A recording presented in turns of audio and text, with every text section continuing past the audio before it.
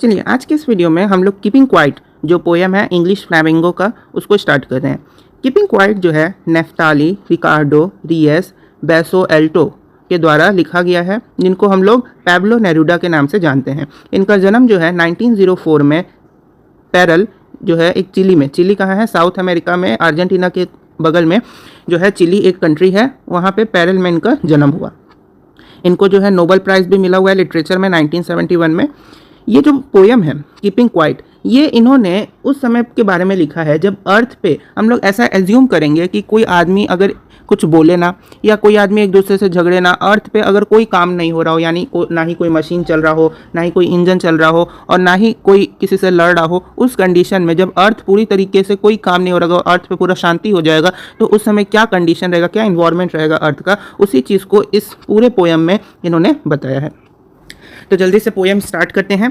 Now we will count to 12 and we will all keep still for once on the face of the earth, let's not speak in any language, let's stop for 1 second and not move our arms so much. इसका मतलब ये होता है कि the poet urges each one of us to count up to 12 and then be quiet. यानी यहाँ पे poet हम लोग से ये गुजारिश कर रहे हैं कि आप सब लोग 12 तक गिनती कीजिए और उसके बाद चुप हो जाइए।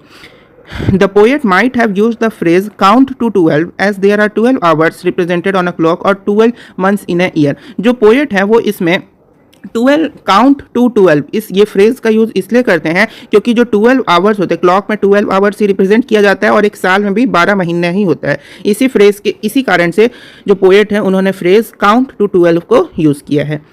ही माइट हैव वांटेड, वो ये चाहते हैं पोएट कि लोग जो है अपने आप को तब तक शांत रखें जब तक वो रख सकते हैं, as long as they could.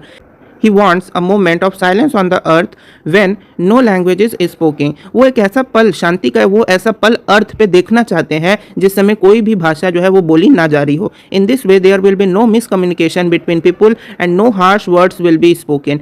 और इस तरह से लोगों के बीच में कोई मिसकम्युनिकेशन नहीं होगा और कोई भी हार्श वर्ड जो है यानी कोई भी गलत बातें नहीं बोली जाएंगी। In this moment of silence the poet doesn't want anyone to move their arms. इस समय पोएट ये भी बोल रहे हैं कि कोई भी अपना हाथ जो है वो ना हिलाए। दूसरे स्टैंजा में पोएट ये बोलते हैं, it would be an exotic movement without rush without engines, we would all be together in a sudden strangeness. इसका मतलब ये है कि the poet feels that such a moment of silence would be an unusual and exciting one. यानी poet ये बताते हैं कि जब ऐसा शांति भरा एक पल आएगा, जब ऐसा शांति भरा मौका होगा, तो वो कितना यूनिक होगा, वो कितना रोमांचकारी होगा, जिसमें कितने मिराक्युलस मतलब चमत्कारी परिणाम जो है दिखाई देंगे। There will be no hurry or the sound of machines to pollute the atmosphere। यहाँ पे स्टैंजा में जो वर्ड है ना इंजन, उससे जो पोएट है वो मशीन को रिलेट कर रहे हैं। यानी उस समय जो है जब शांति होगी तो उस समय ना ही कोई मशीन का साउंड आएगा जो कि एटमॉस्फेयर को पॉल्यूट कर रहा होगा। It will be strange and unfamiliar movement with stillness all around. और ये एक बहुत ही अनूठा मतलब बहुत ही एक स्ट्रेंज सा एक्सपीरियंस होगा जब चारों तरफ क्या होगी, शांति होगी। In this unusual period the bonds of humanity will get stronger. और इस अनयूजुअल पीरियड में यानी इस अनोखे समय में जो ह्यूमैनिटी है यानी मानवता के बीच में जो स्ट्रॉन्ग बॉन्ड है वो और भी ज़्यादा क्या होगा, मजबूत होता जाएगा। नेक्स्ट स्टैंजा बोलते हैं poet, fisherman in the cold sea would not harm whales and the man gathering salts would look at his hurt hands. इसका मतलब ये बोल रहे हैं इस समय in the moment of inactivity, inactivity मतलब नॉट डूइंग एनीथिंग, मतलब जब कुछ नहीं हो रहा होगा, उस पल में जो फिशरमैन है वो मछली को भी पकड़ नहीं पा रहे होंगे। The fisherman would not be catching fish को नहीं पकड़ रहे होंगे। Hence the whale in the sea will be safe.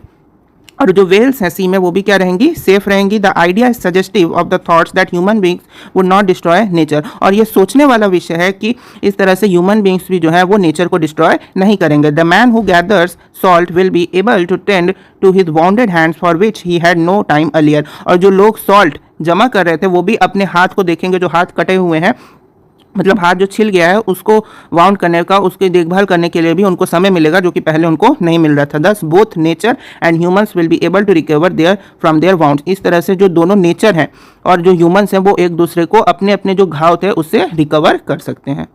Next stanza में पोएट बोलते हैं, those who prepare green Wars with gas, wars with fire, victory with no survivors, would put on clean clothes and walk about with their brothers in the shade doing nothing। यानी यहाँ पे the poet now speaks of those who wage wars against humanity और environment. Wage wars का मतलब होता है युद्ध को रोकना, यानी जो जंग हो रही है उसको रोकने वाले जो है उनके बारे में पोएट बता रहे हैं कि जो इन्वायरमेंट और ह्यूमैनिटी के अगेंस्ट में जो जंग लड़ रहे हैं उनको रोको। उनके अलावा मतलब जो जंग को छोड़ने की बात कर रहे हैं उनके बारे में यहाँ पोएट बता रहे हैं। Wars of all kinds including the use of chemicals और पॉइजनस गैसेज, वार्स यानी कि जो पॉइजनस गैसेज और जो केमिकल्स का यूज़ होता जा रहा है उसको बोल रहे हैं कि उसके खिलाफ जो है बोलो। वार जो है यानी जो जंग है वो wars that bring death and destruction, जो वार है जो जंग है वो अपने साथ मृत्यु और विध्वंस यानी डिस्ट्रक्शन को लेकर आती है। Wars that leave none to celebrate victory, और किसी को जो है अपनी जीत का जश्न मनाने का मौका भी नहीं देती है।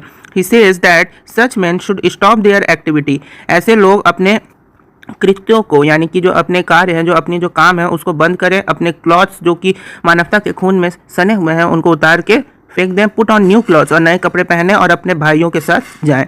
The poet implies that the war torn world should be replaced by one with an atmosphere of peace, brotherhood and harmony. Poet यहाँ पे ये चीज़ बताते हैं कि ऐसी दुनिया जो कि युद्ध में ग्रसी है उसको एक ऐसी दुनिया से रिप्लेस करना जहाँ पे एटमॉस्फेयर में क्या हो, पीस हो यानी कि शांति हो, भाईचारा हो और सद्भाव। हार्मनी मतलब क्या होता है, सद्भाव हो। नेक्स्ट स्टैंजा में पोएट ये बोलते हैं, What I want should not be confused with total inactivity. Life is what it is about. I want no trucks with death.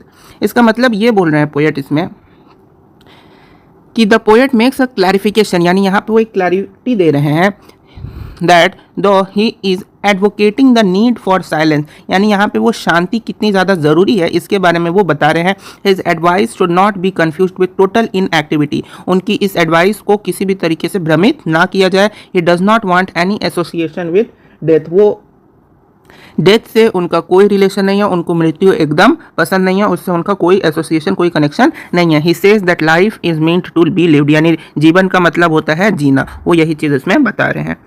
Next stanza में बोलते हैं, if we we are not so single minded about keeping our life moving and for once could do nothing, perhaps a huge silence might interrupt this sadness of never understanding ourselves and of threatening ourselves with death। यानी इसमें poet बता रहे हैं कि the poet further advices that people should stop being self centred and selfish, यानी अपने आप को ही सब कुछ समझना और अपने आप सेल्फिश यानी अपने आप को बड़ा समझना, इस चीज़ को लोगों को रोकना चाहिए, यानी अपने आप को बड़ा समझना जो है वो बंद करना चाहिए। For one moment they should not think of keeping their life moving, meeting there needs और फुलफिलिंग देयर ड्यूटीज़। एक पल के लिए भी लोग ये नहीं सोचते हैं कि उनको अपना जो काम है उसको पूरा करना चाहिए, जो उनके लक्ष्य हैं उनको प्राप्त करना चाहिए।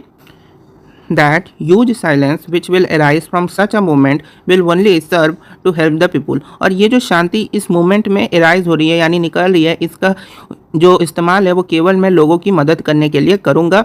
It will help them introspect and overcome their sadness of falling to understand themselves। इसका मतलब ये बोल रहे हैं यहाँ पे पोएट कि लोग जो अपने आप को असफलता में देख के दुखी हो जाते हैं और अपने आप को समझ नहीं पाते हैं, उनसे उभरने में मैं उनकी मदद करूँगा। People have been threatening themselves with death by their activities. This moment of silence will give them time to understand themselves better।